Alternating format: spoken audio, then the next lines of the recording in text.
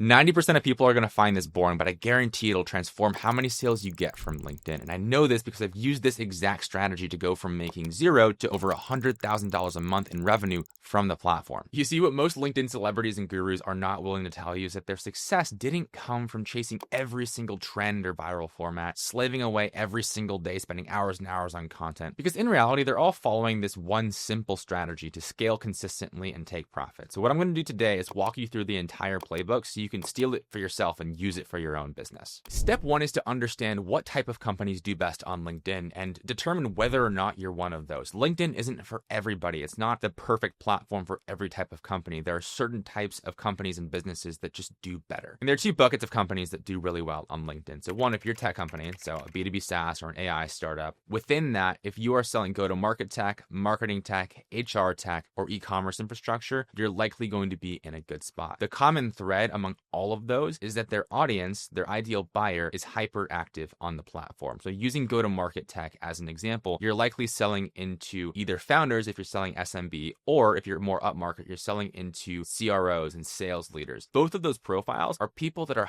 hyperactive on LinkedIn. So if you're posting decent content consistently, you're going to get in front of them. Contrast that to an audience like developers who are on LinkedIn, but they're not as active. They're a bit more particular, and they're often lurking rather than going and commenting, engaging, sending DMs. So if you're selling dev tools, LinkedIn can still work, but I'm not going to sit here and say it's going to be the most effective platform all the time. Now, the second bucket of companies that do really well with LinkedIn content is going to be service-based businesses who are selling into B2B companies. So for example, I'm one of these businesses. I run a content agency that sells to B2B tech startups. Those tech startups are on the platform. So if I'm posting content on the platform as well, sharing my expertise, building value, building trust with that buyer, they're going to come to me. So if you're running a service-based business that sells to other B2B companies, LinkedIn is a no-brainer. Let's talk the actual content strategy. You're probably expecting me to lay out this overly complex, fancy setup, but the reality is it's quite simple. And the first part of the strategy is the most important, but often most overlooked by rookie, inexperienced posters, and that's your account positioning. So you want to answer what I call the golden question. What's the one reason why someone in your target audience is going to follow you on LinkedIn? If you can't answer this in a single sentence, you have work to do. You need to be able to clearly articulate why someone should care about your content. For example, you're following me on here to learn about B2B content strategy and how to get customers with LinkedIn content. It's a very specific value proposition. Your goal with your content is to become the go-to resource for a very specific thing related to your product that your ICP cares about. You also need to remember the 95-5 rule. This is a major concept in marketing, and what it says is that only about 5% of your ideal customers are in market at any given time. So only about 5% of the people that could potentially buy your product are actively looking for something in your category at any given time. And a lot of companies make the mistake of using content to just hammer those 5% with sales and promotions and feature demos and all the stuff that you think is amazing, but doesn't really do a whole lot outside of that really small group. What you want to be doing instead to become a go-to resource for your ICP is target that 95% who isn't in market yet, but if you establish yourself as a resource for them when they become in market, when they're looking for software in your category, you're going to be top of mind because you've added so much value. Now, another consideration when thinking about your account positioning is that you need to be a nerd about whatever topic you're posting about. Your audience can tell if you're phoning it in, if you're going through the motions. If you don't actually care about the topic, the content falls flat, it feels stale, and your audience can tell. Once you have that account positioning in place, we need to get deeper into what type of content you're actually posting. And a helpful way to organize your content topics and formats is what I call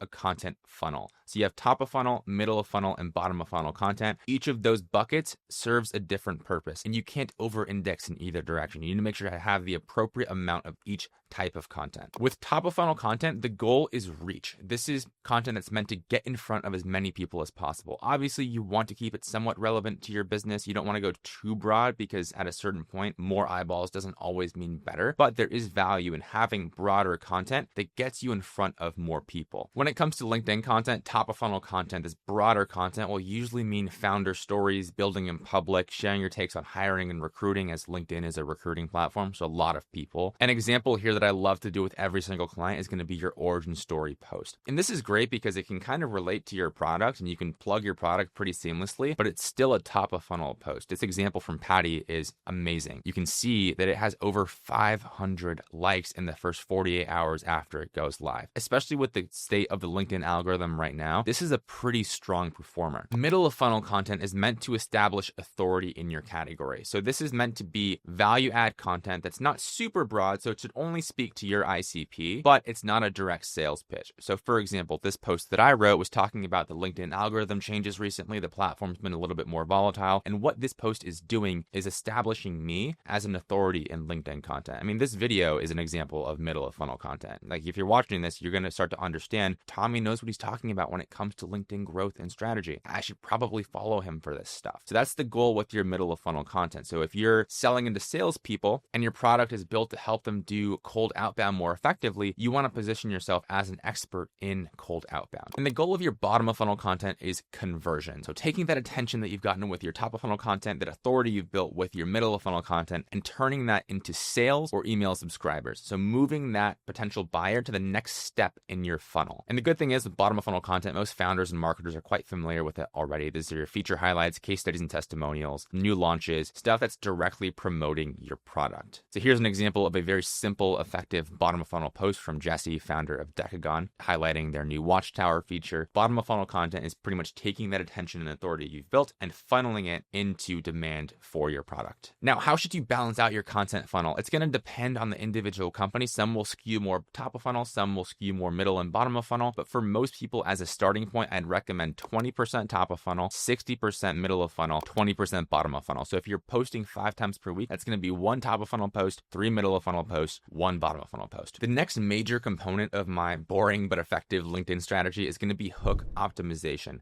There are so many great pieces of content that get buried beneath a bad hook. On LinkedIn, those first 1 to 3 lines are going to be your hook. Anything before the see more button on the timeline. And your only goal with that hook is to get your target audience to want to click see more. Because if that hook isn't strong enough, they're not going to read the rest of your post. So if that rest of the post is super valuable, information dense, it's so amazing, but if your hook falls flat and isn't compelling, it doesn't matter. The good news is there are very specific levers or tactics you can use in your hooks over and over again to make them as strong as possible. Here are 5 specific examples. The first one is your narrative hook. This is by far the most powerful one at the moment. Your generic how-to content is getting commoditized by AI. If you're just saying, hey, here's how to write good LinkedIn content, that's going to be a lot less compelling than saying, here's how I went from 0 to 30,000 followers on LinkedIn in 3 years and the 5 lessons that I learned. So take those same lessons that you would give in your basic how-to content and just wrap it in a story. Second hook lever you could use, it's super powerful, is negativity bias. We are evolutionarily hardwired to look out for the negative. It's unfortunate, but it's true. It's a survival mechanism, and you want to use that in your hooks. A lot of founders, and I have to coach clients do this all the time, are hesitant to be negative. And I'm not saying to be overly polarizing or an extremist for the sake of it, but if you can drop in hints of negativity bias, it's going to make your hook stronger. Saying something like, here's 5 myths that are destroying the reach on your LinkedIn content is going to be a lot more compelling than saying, hey, here's 5 quick tips to write better content. The third lever you could use, insanely simple, specific numbers, ideally monetary figures. So at the beginning of this video, for example, I shared that this LinkedIn strategy has helped me scale to over $100,000 a month in revenue. Using those specific numbers makes you more interested because you're like, whoa, $100,000 a month, that's crazy. I want to learn how to do that. And the more specific you can get with the numbers, the better. So saying $117,000 a month is going to be more compelling than saying $100,000 a month. So that's an area where even I could have maybe improved on this hook. Fourth hook lever is going to be credibility jacking. So taking the name of a popular company, name, or figure and using that in the first 1 to 3 lines of your hook. So there was a moment on LinkedIn a while back when the Barbie movie first dropped and they did a bunch of partnership activations. Their marketing was on point. And if you went on LinkedIn and scrolled and you were remotely in marketing, you just see breakdown after breakdown of, hey, here's Barbie's insane marketing strategy. Here's how Barbie spent X millions of dollars on partnerships and what it did. Using that popular name or moment in history with that Barbie movie helped get people's attention even if they weren't familiar with the author of the post themselves. And the fifth simple hook lever I want to share with you today is the framework bias. So whenever you can package something as a framework, a blueprint, a checklist, give it in a very easy to digest way, it makes someone more likely to keep reading. Even again, using this video as an example, I packaged this as a system that I use to use content to scale to over $100,000 a month in revenue. Framing it as a system or blueprint just helps your target audience wrap their head around the content. And it frames it as something as well that they can save and share with a friend. Now, you know how to position your account, you know how to balance your content funnel, you know what types of content to produce and how to optimize them for the most reach and engagement. Now, how often should you post? What should that cadence look like? And this is part 4 of the system that I use to create content. If LinkedIn is a significant lead channel for you, it's a channel that's going to drive a lot of business for your company, you want to be posting at least 3 to 5 times per week. 3 is the bare minimum. I would recommend going to 5. That's what we have all of our clients on. You can go as high as 7 to 10 even, but I find that 5 is a good sweet spot where you're very consistent and it allows you to maintain high quality output. As far as recommended posting time, really any time during working hours is fine. I typically like to go mid-morning, so 9 to 11 a.m. local time seems to work best. I'll usually post Monday through Fridays on weekdays, but I have found that Saturdays and Sundays can be a bit sneaky. I find that when a post really hits on a Sunday, it can take off. I'm going to be honest with you, if you can't commit to this cadence of 5 times per week for at least 6 months, you don't deserve an audience on LinkedIn. I think a lot of founders look at content and they feel a bit entitled. It's like, oh, I'm posting twice a week, I should have an audience.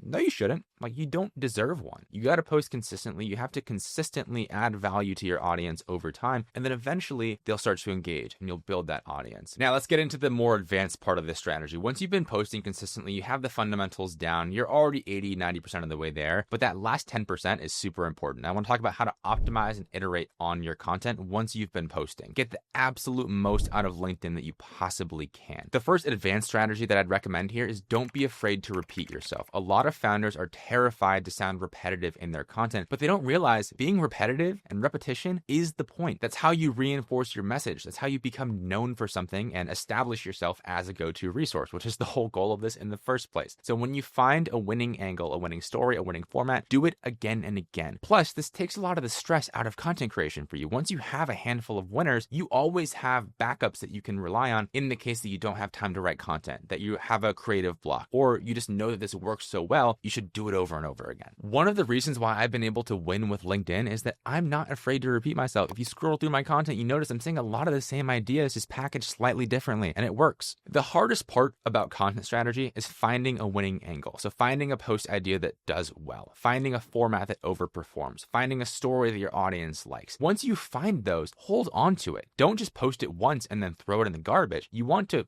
sort of put that into a toolbox so you can rely on that story, that format, whatever that winning part of the post was, again and again. The savviest founders on LinkedIn treat every post like an experiment. And this is the separator between people who post on LinkedIn for 6 months and then complain they aren't seeing results, and those that are able to get outsized results in that 6-month period. And your experiments need to be intentional, but they don't need to be complicated. There are 3 main categories that I'd recommend focusing on for your experiments. 1, obviously the hook. We spent a lot of time on that in this video because that's a major part of your strategy and a driver of your success. Experiment with your hooks, try different hook levers, try different formats in your hooks and see what works best. The second category is going to be media. So whether you use text only, short form vertical video, horizontal video, an infographic, IRL photo, there are a lot of different ways that you could use media in your content, and it sort of serves as a visual hook. And the thing with LinkedIn is their preference of media does tend to evolve. A few months ago, short form video was kind of a cheat code, but now it's died off and text only is making a resurgence, or text plus image is making a resurgence. So you've got to keep your finger on the pulse here. I don't want to give you a direct recommendation of always use short form video or always go text only, because that might change 3 weeks from now. But what I will recommend is experiment with different types of media. Keep an eye on what type of media is performing best for you. And the third category is going to be topics and stories. This is kind of related to the hook, but I'm going to separate it into its own category because this expands to the whole post. For example, I've found that sharing the origin story of a founder's company is a great first post to start with if you're going to begin posting on LinkedIn. So I know that works, and that's just in our toolbox for every client we work with. You want to find those winning topics and stories that you could add to your toolbox. And real quick, if you're watching all this, you're like, this sounds great. I want to see some more examples though and some deeper dives. I think you'll like my newsletter, Social Files. Every single week I send out a case study or a breakdown going deep into either a specific example or founder who does LinkedIn content very well, or sharing more detailed strategies, tips, tactics, and it's totally free. I send it every single week. So I think you'd like it if you're into this video so far. I'll drop drop that link in the description for you to sign up. Now, the thing a lot of people don't realize about LinkedIn is that posting content alone is not enough. It'll get you some of the way there, and you'll get results from just being consistent, optimizing your hooks, and doing everything we've talked about so far. But if you want to get the absolute most that you can and keep your sales pipeline extremely full just off of LinkedIn, you're going to want to be doing outreach. And I have more good news for you. Just like the content strategy is not overly complex. It's not easy, but it's not complex. Same thing with your outbound playbook. It is not complex at all, and it will take you only, say, 20, 30 minutes a day to execute if you're doing this at full capacity. So the first piece here is you're going to want to do 20 outbound connection requests per day. So you're going to find ICP accounts, so people that you want to sell to. If you're selling enterprise, you likely have a target list of accounts already. If you're selling SMB, just use Sales Navigator to find a list of potential target customers and then send them connection requests. You could either do this manually, I prefer to do it that way, or you could use a tool like HeyReach to automate your connection requests. When you send these connection requests, keep it blank. It's funny because it actually makes your life easier and it performs better. The only reason I would do a note is if you met the person at a conference or there's some other context there that makes sense to include a note with. But in most cases, just send it blank. You're going to get better results anyway, and it makes your life easier. In addition to connection requests, I'd recommend commenting on a handful of relevant pieces of content every day. Aim for 10 comments or so. You don't need to go crazy here. I don't want you spending 5 hours per day commenting on LinkedIn posts. You have to run a company. That would be a terrible use of your time. You want to comment on either ICP accounts, so if people in your target audience that are potential buyers are actively posting, so in go-to-market tech, this happens a lot, go and comment on their posts. But what you can also do is comment on other influencers' content, because sometimes your target audience is not going to be as active on LinkedIn, but there are influencers and thought leaders in their space that are, and you can use your comments under their content as billboards for your company. And what you'll also find is that if you do this thoughtfully, do not use AI comments. It's very obvious and cringe, and everyone's going to hate you.